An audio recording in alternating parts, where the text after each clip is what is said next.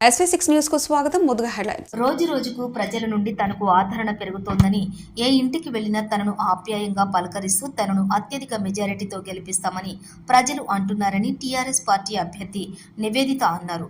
Secunderabad cantonment నియోజకవర్గం 150వ డివిజన్లో BRS ప్రచారం ధూమ్ధామ్గా సాగింది.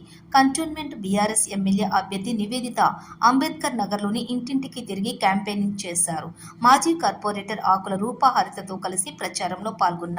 సంక్షేమ పథకాల బీఆర్ఎస్కే మద్దతు పథకాలని నివేదిత కోరారు. కాంగ్రెస్ పాలనలోని నిరుపేదలను పట్టించుకోవటం లేదని ఆగ్రహం వ్యక్తం చేశారు. 6 గ్యారెంటీల పేరుతో హడావిడి చేయటం తప్ప వాటి అమలుపై దృష్టి పెట్టడం లేదని ధ్వజమెత్తారు. కాంగ్రెస్ బీజేపీలతో ఇలాంటి లాభం లేదని స్పష్టం చేశారు. తెలంగాణ కోసం రాజీ లేకుండా పోరాటం చేసే సత్తా గులాబీ పార్టీకే ఉందని తేల్చి చెప్పారు.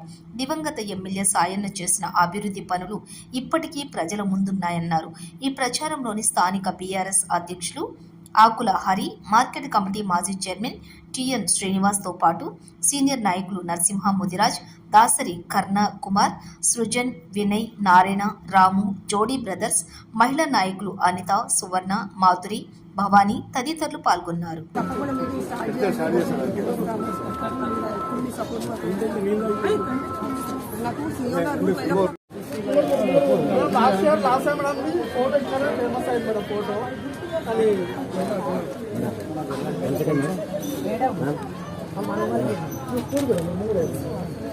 హలో, అరే షూట్ లో 5 minutes అవు, నేను కాల్ చేస్తాను. వెయ్యలే వేస్తున్నావు ఇచ్చాడు మేడం చూడాలి ఇట్లా మా దగ్గర అమ్మా చూడు.